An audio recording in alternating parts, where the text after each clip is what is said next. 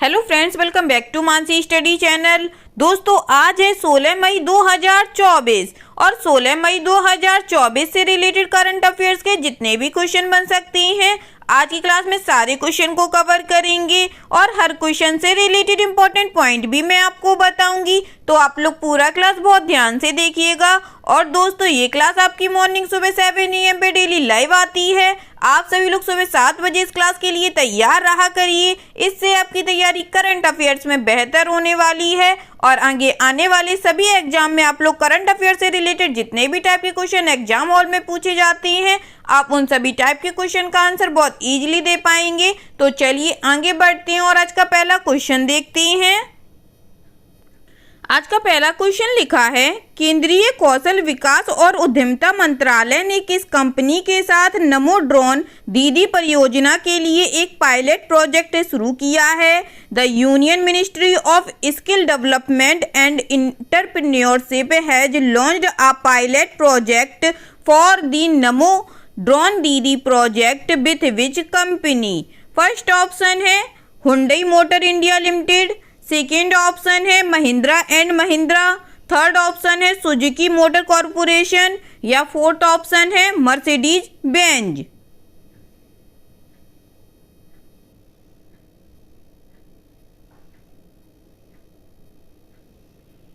जल्दी से बताइएगा दोस्तों, केंद्रीय कौशल विकास और उद्यमिता मंत्रालय ने किस कंपनी के साथ नमो ड्रोन दीदी परियोजना के लिए एक पायलट प्रोजेक्ट शुरू किया है?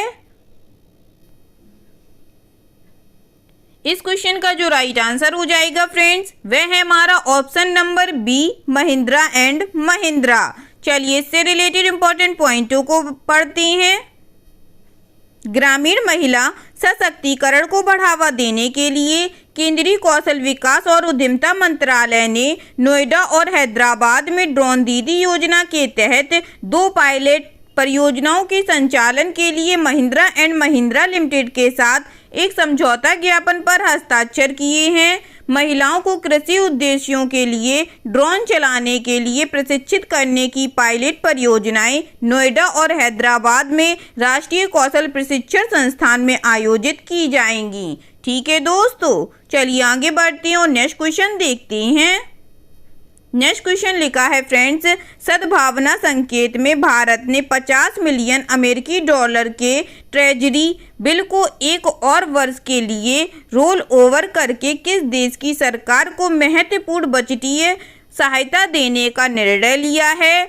In a goodwill gesture, India has decided to extend विचुअल budgetary support to which country's government with the rollover of a USD 50 million treasury bill for another year? First option है Iran, second option है Maldives, third option है Bhutan, fourth option है Mauritius.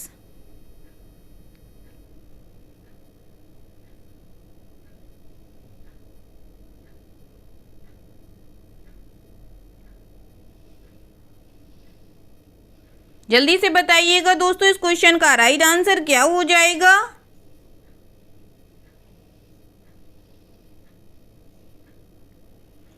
इस question का जो right answer हो जाएगा friends, वह है हमारा ऑप्शन नंबर बी, मालदीव। चलिए इससे रिलेटेड इंपॉर्टेंट पॉइंटों को पढ़ते हैं।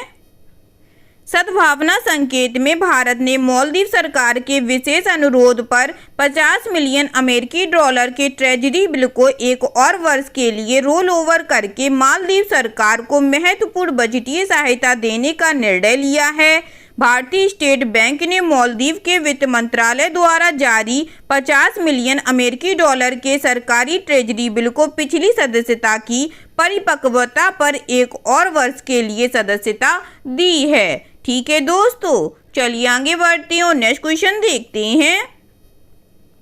नेक्स्ट क्वेश्चन लिखा है फ्रेंड्स, वित्त वर्ष 2024 में चीन कितने डॉलर के साथ भारत का सबसे बड़ा व्यापारिक भागीदार बनकर उभरा है? विथ हाउ मच डॉलर्स चीन has emerged as India's largest trading partner in FY 2024? First option है 108.8 बिलियन डॉलर, सेकेंड ऑप्शन है 111.3 बिलियन डॉलर, थर्ड ऑप्शन है 118.4 बिलियन डॉलर या फोर्थ ऑप्शन है 128.4 बिलियन डॉलर।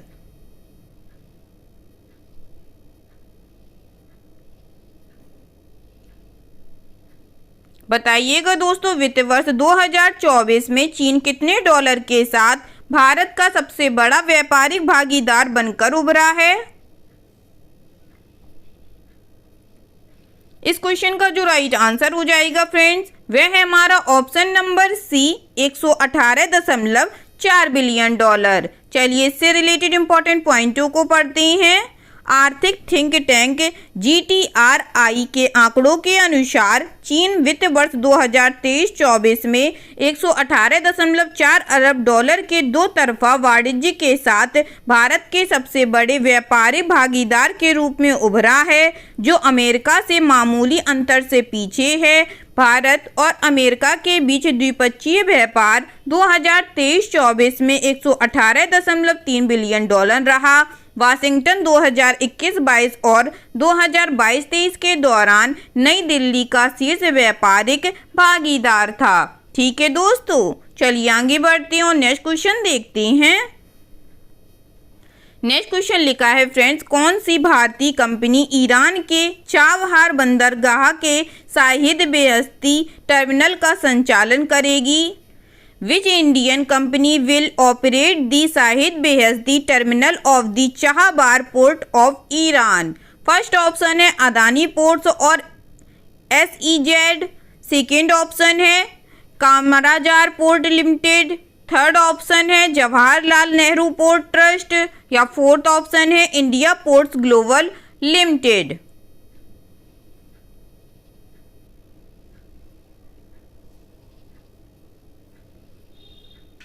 बताइएगा दोस्तों, कौन सी भारतीय कंपनी ईरान के चाबहार बंदरगाह के शाहिद बेहश्ती टर्मिनल का संचालन करेगी?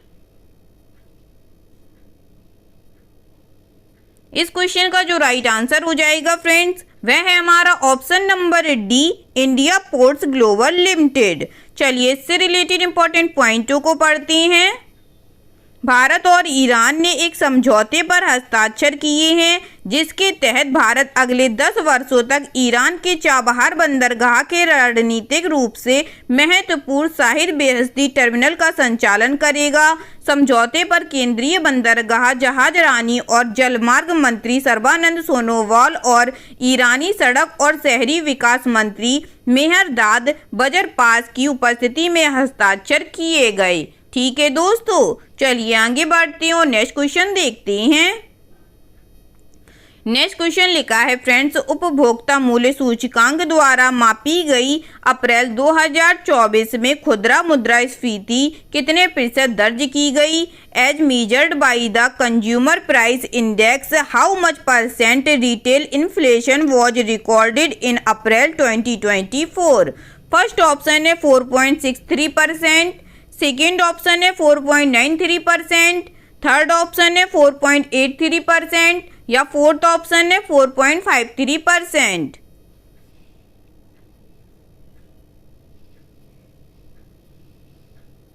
बताइएगा दोस्तों, उपभोक्ता मूल्य सूचकांक द्वारा मापी गई अप्रैल 2024 में खुदरा मुद्रास्फीति कितने प्रतिशत दर्ज की गई?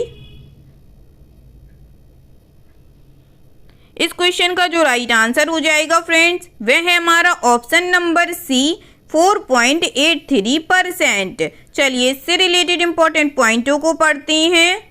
जारी सरकारी आंकड़ों के अनुसार वार्षिक आधार पर अप्रैल में खुदरा मुद्रास्फीति मामूली कम होकर 4.83% हो गई, जो पिछले महीने मार्च में 4.85% थी। मुद्रास्फीति की दर भारतीय रिजर्व बैंक RBI की सहनशीलता सीमा 2 से 6% के भीतर बनी हुई है। राष्ट्रीय सांख्यिकी कार्यालय ने बताया कि खाद्य टोकरी में मुद्रास्फीति मार्च में 8.52% से बढ़कर अप्रैल में 8.7% हो गई। ठीक है दोस्तों, चलिए आगे बढ़ते हैं और नेक्स्ट क्वेश्चन देखते हैं।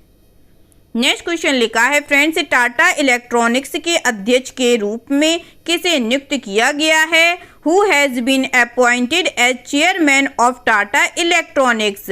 फर्स्ट ऑप्शन है साइरस मिस्त्री, सेकेंड ऑप्शन है प्रणब चंद्रशेखरन, थर्ड ऑप्शन है एन चंद्रशेखरन या फोर्थ ऑप्शन है टीवी नरेंद्रन।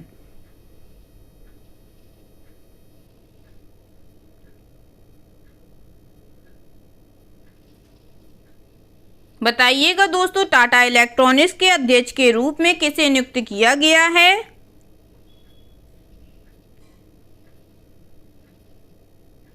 इस क्वेश्चन का जो राइट आंसर हो जाएगा फ्रेंड्स, वह है हमारा option number C, N Chandrasekaran. चलिए इससे रिलेटेड इंपॉर्टेंट पॉइंटों को पढ़ते हैं। टाटा सन्स के वर्तमान अध्यक्ष एन चंद्रशेखरन टाटा इलेक्ट्रॉनिक्स के अध्यक्ष के रूप में भी काम करेंगे। विनियामक अनुमोदन के लंबित रहने तक चंद्रशेखरन इस भूमिका में बनमाली अग्रवाल का स्थान लेंगे। चंद्रशेखरन की नियुक्ति सेमीकंडक्टर व्यवसाय के प्रति टाटा समूह की प्रतिबद्धता को दर्शाती है। ठीक है दोस्तों, चलिए आगे बढ़ते हैं और नेक्स्ट क्वेश्चन देखते हैं। नेक्स्ट क्वेश्चन लिखा है फ्रेंड्स, विप्रो ने एशिया प्रशांत, भारत, मध्य पूर्व और अफ्रीका रणनीतिक बाजार इकाई के मुख्य कार्यकारी अधिकारी के रूप में किसे नियुक्त किया है? Wipro has appointed whom as the chief executive officer of Asia Pacific, India, Middle East and Africa Strategic Market Unit। First option है राजेंद्र प्रसाद गोयल, सेकेंड ऑप्शन है विनय फिराके, थर्ड ऑप्शन है प्रमोद शर्मा, फोर्थ ऑप्शन है मीनेश शाह। जल्दी से बताइएगा दोस्तों, इस क्वेश्चन का राइट आंसर क्या हो जाएगा? इस क्वेश्चन का जो राइट आंसर हो जाएगा फ्रेंड्स, वह है हमारा ऑप्शन नंबर बी, विनय फिराके। चलिए इससे रिलेटेड इंपॉर्टेंट पॉइंटों को पढ़ते हैं। अग्रणी आईटी कंपनी विप्रो ने विनय फिराके को एशिया प्रशांत, भारत, मध्य पूर्व और अफ्रीका रणनीतिक बाजार इकाई का मुख्य कार्यकारी अधिकारी नियुक्त किया है। श्री फिराके श्री निपलिया को रिपोर्ट करेंगे और विप्रो के कार्यकारी बोर्ड में भी शामिल होंगे। कंपनी ने एक बयान में कहा वह अनीश चेंचा का स्थान लेंगे, जो संगठन के बाहर अवसरों की तलाश में पद छोड़ रहे हैं। मिस्टर फिराके दुबई में रहेंगे। वह 26 वर्षों से विप्रो के साथ विभिन्न नेतृत्वकारी भूमिकाओं में कार्यरत हैं। ठीक है दोस्तों, चलिए आगे बढ़ते हैं और नेक्स्ट क्वेश्चन देखते हैं। नेक्स्ट क्वेश्चन लिखा है फ्रेंड्स, भारतीय नौसेना में कार्मिक प्रमुख की भूमिका किसने संभाली है? Who has assumed role of Chief of Personnel in India Navy? First option है अनीश दयाल सिंह, सेकेंड ऑप्शन है संजय भल्ला, थर्ड ऑप्शन है विनीत मैकार्टी, फोर्थ ऑप्शन है उमेश मिश्रा।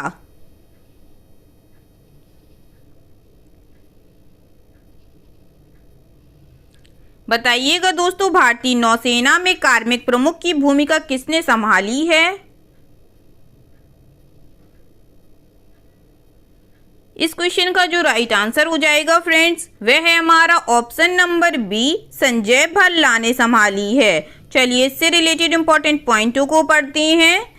वाइस एडमिरल संजय भल्ला ने भारतीय नौसेना के कार्मिक प्रमुख COP का पदभार ग्रहण कर लिया है। 1 जनवरी 1989 को भारतीय नौसेना में शामिल हुए वाइस एडमिरल भल्ला ने विभिन्न भूमिकाओं में 35 वर्षों तक सेवा की है। उन्होंने संचार और इलेक्ट्रॉनिक युद्ध में विशेषज्ञता हासिल की और कई अग्रिम पंक्ति के युद्धपोतों पर काम किया है। ठीक है दोस्तों, चलिए आगे बढ़ते हैं और नेक्स्ट क्वेश्चन देखते हैं। नेक्स्ट क्वेश्चन लिखा है फ्रेंड्स, कितने भारतीय पहलवानों ने पेरिस ओलंपिक 2024 के लिए क्वालिफाई किया है? How many Indian wrestler have qualified for the Paris Olympic 2024? First option है 4, सेकेंड ऑप्शन है 5, थर्ड ऑप्शन है 6, फोर्थ ऑप्शन है 7।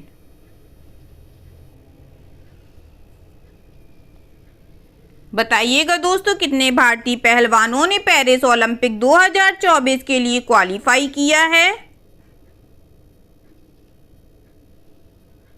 इस क्वेश्चन का जो राइट आंसर हो जाएगा फ्रेंड्स, वह है हमारा ऑप्शन नंबर सी, 6 पहलवानों ने। ठीक है दोस्तों, चलिए इससे रिलेटेड इंपॉर्टेंट पॉइंटों को पढ़ते हैं। पेरिस ओलंपिक 2024 में भारत के दल में 6 पहलवान होंगे और 5 कोटा महिलाओं के माध्यम से आएंगे। अमन सहरावत और निशा दहिया ने इस्तांबुल तुर्की में विश्व ओलंपिक कुश्ती क्वालीफायर में भारत के कोटा की संख्या 6 तक पहुंचा दी। इससे पहले 50 किलोग्राम वर्ग में विनेश फोगाट, 53 किलोग्राम वर्ग में अंतिम पंघाल, 57 किलोग्राम वर्ग में अंशु मलिक और 76 किलोग्राम वर्ग में रितिका हुड्डा पहले ही अलग अलग क्वालिफाइंग स्पर्धाओं में पेरिस खेलों के लिए क्वालिफाई कर चुके थे। ठीक है दोस्तों, चलिए आगे बढ़ते हैं और आज का लास्ट क्वेश्चन देखते हैं।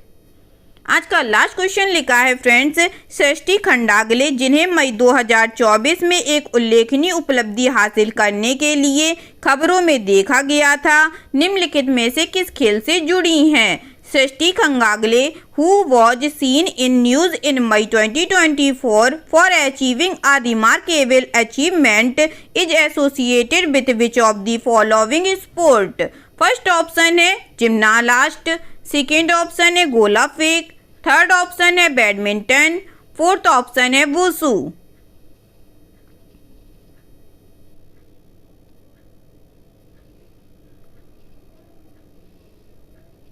बताइएगा दोस्तों, सृष्टि खंडागले, जिन्हें मई 2024 में एक उल्लेखनीय उपलब्धि हासिल करने के लिए खबरों में देखा गया था, निम्नलिखित में से किस खेल से जुड़ी हुई हैं? इस क्वेश्चन का जो राइट आंसर हो जाएगा फ्रेंड्स, वह है हमारा ऑप्शन नंबर ए, जिम्नास्ट से जुड़ी हुई हैं। चलिए इससे रिलेटेड इंपॉर्टेंट पॉइंटों को पढ़ते हैं। भारत की सृष्टि खंडागले ने एशियाई ट्रैम्पोलिन जिम्नास्टिक चैंपियनशिप में पदक जीतने वाली पहली भारतीय बनकर इतिहास रच दिया। उन्होंने हांगकांग, चीन में आयोजित 6ठी एशियाई ट्रैम्पोलिन जिम्नास्टिक चैंपियनशिप में महिला व्यक्तिगत आयु समूह वर्ग में रजत पदक जीता। कजाकिस्तान की डोलगोपोलावा ने स्वर्ण पदक हासिल किया, जबकि हांगकांग की एसोहंग ने कांस्य पदक जीता है। ठीक है दोस्तों, आई होप आज के सभी क्वेश्चन आप लोगों को बहुत अच्छे लगे होंगे फ्रेंड्स, और सभी क्वेश्चन से रिलेटेड इंपॉर्टेंट पॉइंट के नोट्स भी आप लोगों को बहुत अच्छे से समझ में आए होंगे। अगर आप लोगों को क्लास अच्छी लगी और सारे फैक्टों को आप लोगों ने अच्छे से समझा हो तो प्लीज़ इस क्लास को लाइक कीजिएगा, शेयर कीजिएगा और आपके अपने चैनल मानसी स्टडी चैनल को सब्सक्राइब कीजिएगा। थैंक यू सो मच दोस्तों।